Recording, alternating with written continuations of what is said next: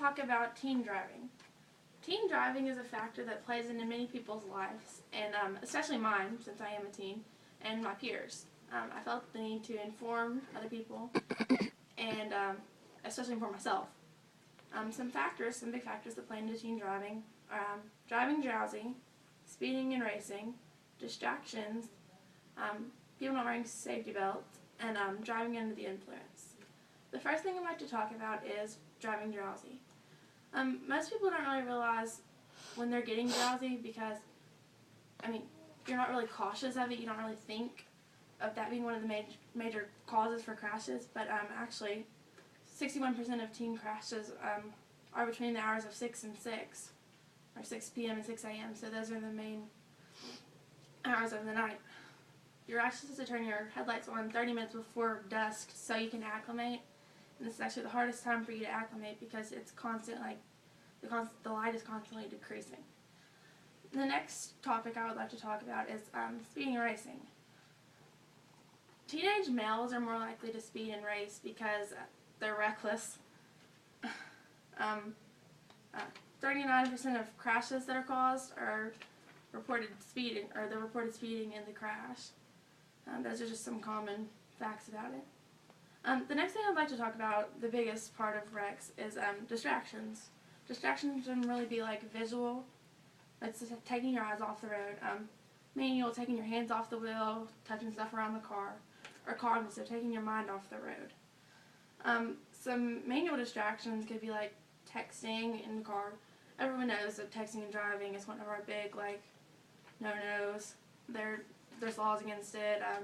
There's so many texting and driving campaigns because it's so dangerous and it's so impactful on so many teenage lives. I know myself personally, I'm bad about wanting to text and drive, but I know that it's wrong, so I constantly find myself telling myself that I shouldn't do it.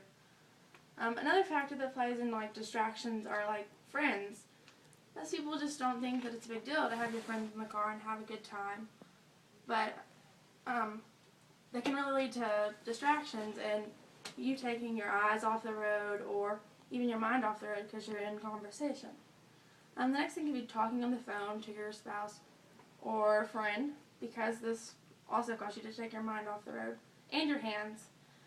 When you take your hands off the wheel, obviously you don't have the reaction time that you should, and it's also taking your mind off the road, which doesn't give you the proper time to have, it doesn't allow you the proper reaction time because you're not thinking properly.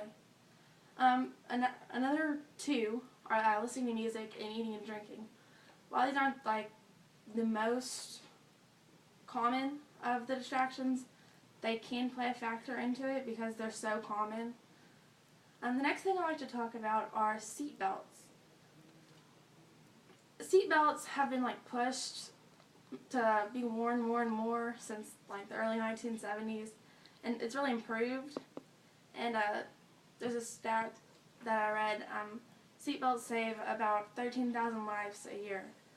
So us pushing seat belts to be worn by kids really helps save lives. Another thing, or my final thing I'd like to talk about, is driving under the influence. Driving under the influence, teenagers are really prone to make really bad decisions, and driving under the influence is a really common mistake that many teenagers make, and it's really fatal.